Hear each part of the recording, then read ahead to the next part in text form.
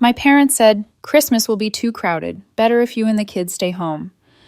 Then I saw on Facebook my sister's coworker with a dog posing with my family. I just went there, showed them the gifts, and broke them. My mom started screaming. And then I'd already wrapped the gifts in silver paper with forest green bows, matching the ribbon on the wreath I bought for my mom's front door. There were exactly 16 presents, carefully picked, not just bought. A little leather wallet I knew my dad had bookmarked on Amazon 3 months ago.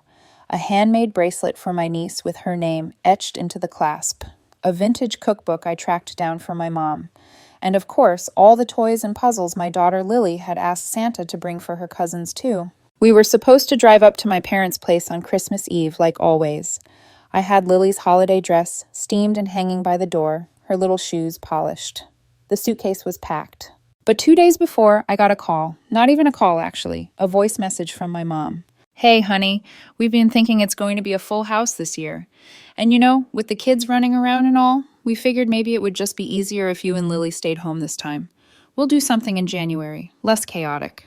I listened to it twice, then a third time. Easier for who? I tried calling her back. No answer. I texted my dad. He replied with a thumbs up emoji and nothing else. I stared at it like it was a slap. I told myself not to overreact. Maybe they were just overwhelmed. But when I checked Facebook the next morning, I saw a photo that made my stomach drop. My sister's coworker, a woman I barely know, was standing in my parents' living room, grinning next to the tree. Her dog, wearing reindeer antlers, was in the shot. And behind them, my entire family, smiling, posing, holding eggnog. I clicked through the rest of the photos. She was tagged in over 20. There was my brother wearing the ugly Christmas sweater I got him last year. My niece opening the exact jewelry box I'd wrapped for her. My mom holding the cookbook, flipping through the pages. They didn't just decide last minute. This had been planned, and we had been deliberately left out. I didn't cry. I did not call them. I didn't even tell Lily the truth. I just said plans changed, and we were doing our own little Christmas at home. She didn't question it. She drew a picture of Santa for me and taped it to the fridge. But I wasn't done. Christmas morning, I loaded the trunk with the gifts. Every last one. I dressed Lily in her holiday dress anyway and told her we were going for a drive. When I knocked on the door, the music stopped. No one said anything at first, just silence. Then my mom opened it wearing her apron and froze. Margaret, what are you? I didn't answer. I walked in. I put the presents on the floor in the middle of the room. I looked at each of them. My parents, my brother, my sister, even that coworker still holding a plate of cookies. And I said, Merry Christmas. Then I picked up the first gift and ripped it open. The next one I smashed. A glass snow globe shattered against the floor. The cookbook I tore page by page. The bracelet, I snapped it in half. My mom screamed. Not like a startled scream. An angry, broken one. How could you, Margaret? I didn't even look at her. Lily was crying. She didn't understand. No one did. But they watched me destroy every gift I had bought for them, one by one, while their dog barked and the music kept looping in the background. Then I picked up Lily, walked out, and slammed the door. After we got back home, Lily went straight to her room. She didn't say a word during the entire drive. I heard her sobbing through the door, muffled under her blanket. I didn't go in right away. I needed a minute. I just sat at the kitchen table, staring at the blank space on the wall where I usually hung our Christmas cards. This year we hadn't gotten many. A few from neighbors, one from my dentist, nothing from my family. I expected a call, maybe someone trying to explain or yell or apologize, but hours passed. Then a day, nothing. On the 27th, my sister finally texted, Mom's still crying. You scared everyone, especially the kids. That was it. No mention of what they did. No acknowledgement that they had invited literal strangers into a family Christmas while kicking me and my daughter out. I didn't reply. But then the guilt campaign started. My brother posted some vague status about ungrateful people ruining the holidays. My aunt called to ask if I'd been drinking that morning. My dad sent me a long email about family unity and setting an example for Lily. What about their example? A few days into January, my mom tried to smooth things over. She called and said we should talk like adults and invited me to lunch. I said no. I didn't trust myself to sit across from her without flipping a table, so I offered something else. I said they could all come to my place, one evening. Just a conversation. No gifts, no food, no forced smiles. They agreed a bit too quickly. I should have known it wouldn't be a real apology. They showed up early. My mom brought one of those store-bought pies like nothing had happened.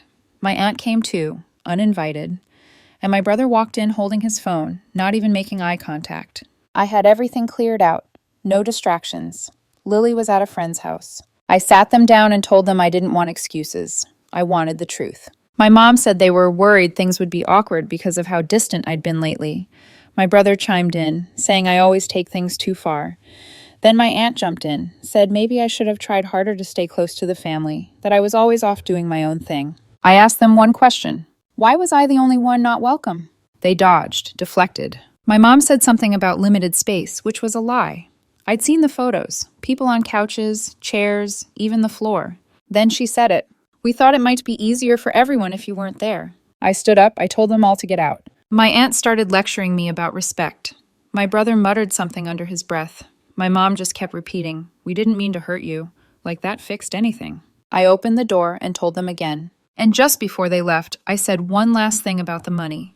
The $3,000 I loaned my parents last year to help cover their roof repair. I told them I wanted it back in full. After I told them I wanted the $3,000 back, the entire room shifted like I'd said something unforgivable. My mom blinked like she hadn't heard me right. My brother made a scoffing sound and asked if I was serious.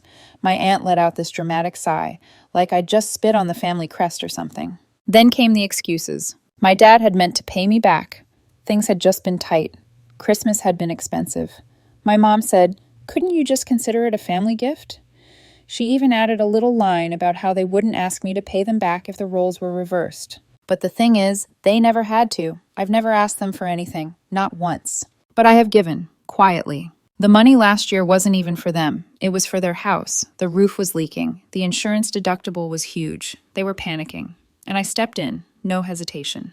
I reminded them of that. My mom's voice suddenly got very quiet, and my dad looked at the floor. I told them I wanted the rest by the end of the month. No one said goodbye when they left.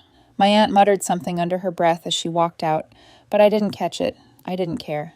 3 days later, I found an envelope tucked under my car's windshield wiper. No stamp. Just sealed, folded once, with my name scribbled in handwriting I recognized instantly. Inside was $200 in 20s. No note, no apology, just cash.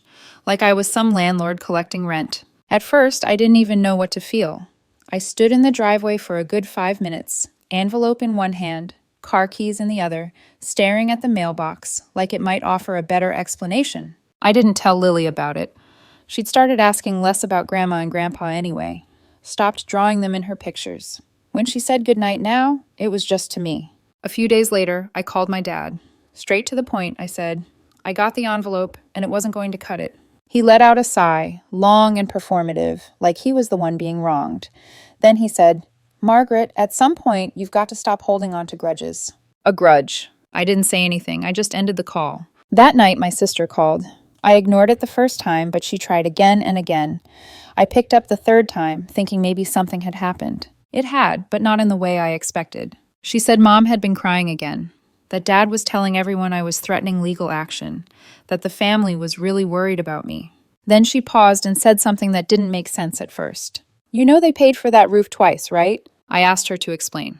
Apparently, Dad had secretly taken out a credit card to pay off the roof the same month I loaned them the money. My money was never used for the house. It went to help our brother cover a down payment for a used Jeep, the same Jeep he wrecked 3 months later while driving uninsured. I had no idea. So while I was trying to be the responsible one, they were funneling money to the least responsible person in the family and lying about it. I sat there in silence after she told me. I don't even remember hanging up.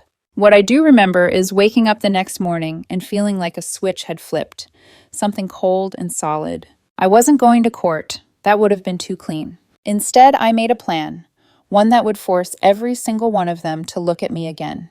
Not the version they liked to talk about behind my back, not the overreactor, not the grudge holder, not the too emotional one. Me. I sent the text on a Monday. Nothing dramatic, just dinner, my place, Saturday, 6 p.m., family only, no emojis, no explanation, no small talk. My mom replied with a thumbs up. My sister sent a cautious, we'll be there. My brother didn't respond. My dad texted, fine. My aunt tried to call. I let it ring out. I didn't clean the house. I didn't put out flowers or light candles. I didn't even make dinner. I ordered 2 large pizzas and left them in the boxes. If they wanted something warm and cozy, they could go back to that living room where the coworker and her dog were still probably welcome. Lily was at a friend's house again. She didn't want to be around the loud ones, as she called them. I told her that was fine, more than fine. They started trickling in around 6. My mom brought a tub of grocery store potato salad. My dad looked like he was going to a funeral. My aunt showed up with her usual dramatic sigh, like she was about to endure something brave and unpleasant. My brother walked in wearing sunglasses. It was dark out. Nobody sat right away. They looked around like they were waiting for decorations, a spread of food, something to signal that this was an olive branch. But I'd set the table with just one thing for each seat, a white envelope. Identical. 4 of them. My mom picked hers up first. What's this? I told them to open it. All of them. Inside each one was a printout.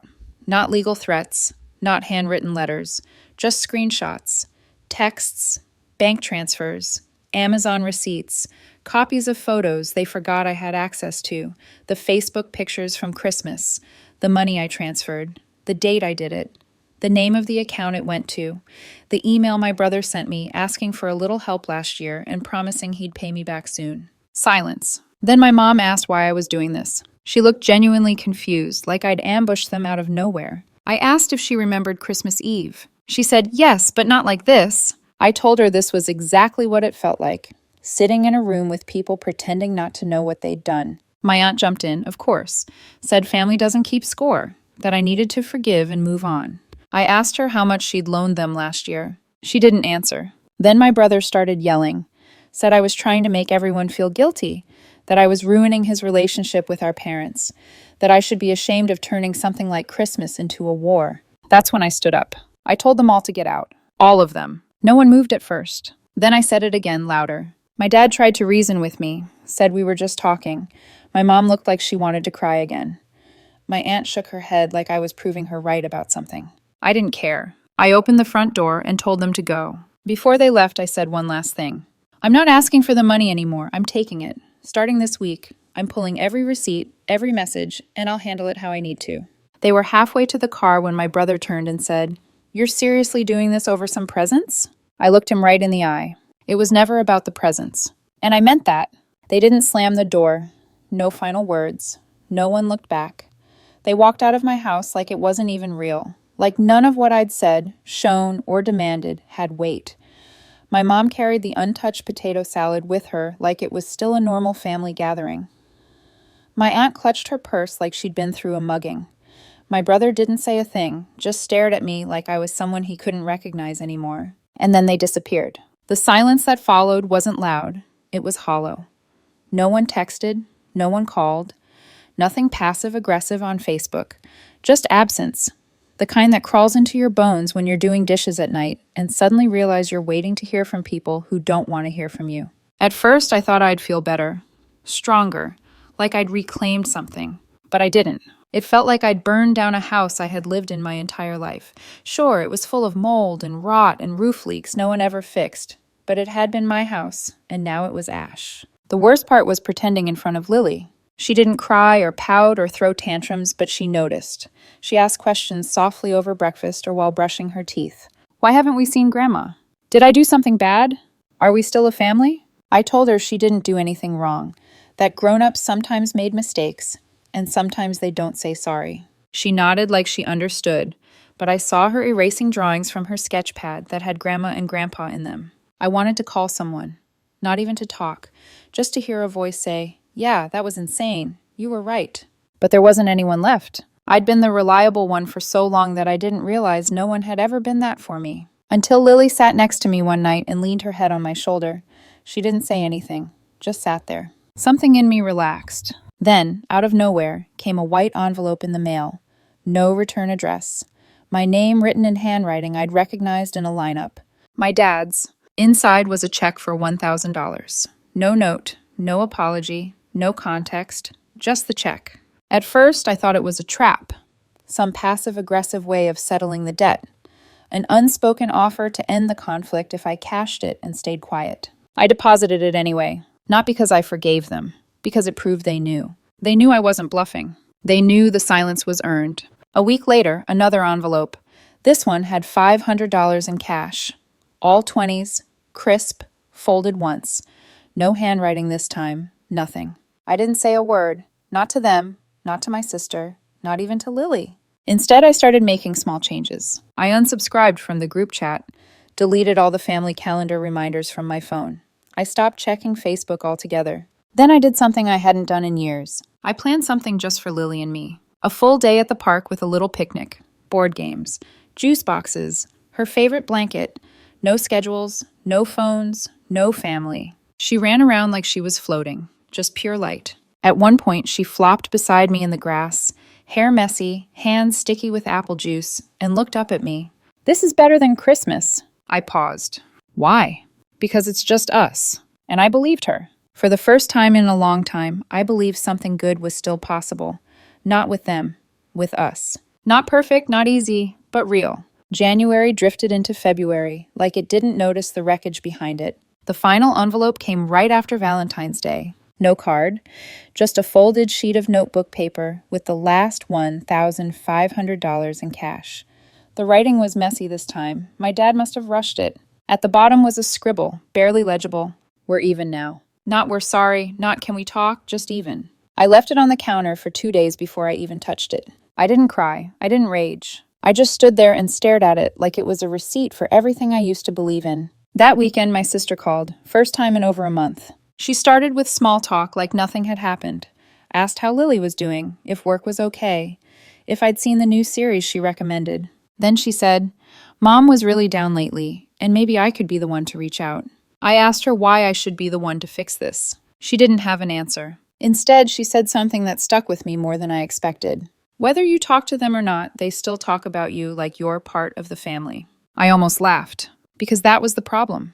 They talked about me, not to me. They always had. After that, I knew I had to make a decision, not just about the money, about them, about what role they'd be allowed to play in my life, in Lily's life, moving forward. So I invited them all again. One more time. Same message. My place, Saturday, 6 p.m. No explanations. I needed to see if anything had changed. They showed up again, but this time the energy was different. My mom didn't bring anything. My dad didn't make eye contact. My brother stayed glued to his phone. My aunt wasn't there. Maybe she finally got the hint. I didn't bring out receipts this time. I didn't yell. I didn't test them. I just sat across from them and asked one question. "Do you think you did anything wrong?" Silence. My mom opened her mouth, closed it. My dad cleared his throat. My brother rolled his eyes. No one answered. I nodded. That was all I needed to know. Then I stood up, walked to the front door, and opened it. My mom started crying again. My dad asked if this was how I really wanted it to end. My brother muttered something I didn't catch. I didn't respond. They walked out one by one. Lily came out from her room after they were gone. She asked if everything was okay. I told her yes, because for once it actually was. Later that night, she curled up next to me on the couch under the same blanket we brought to the park. She told me she didn't miss the big family stuff anymore, that she liked it better now. Quieter, safer. And then she said something I'll never forget. "You don't need a big family to be a good one." She was right. It still hurts sometimes when a holiday rolls around, when I see families laughing together in the store, when Lily asks a question that takes me off guard. But then I remember what I built from all of it. Not a perfect life, but an honest one. One where my daughter sees what self-respect looks like. One where love isn't transactional. One where no one gets to lie to your face and still sit at your table. That's the story. Not about the gifts, not even about the money. It was about finally saying enough, meaning it.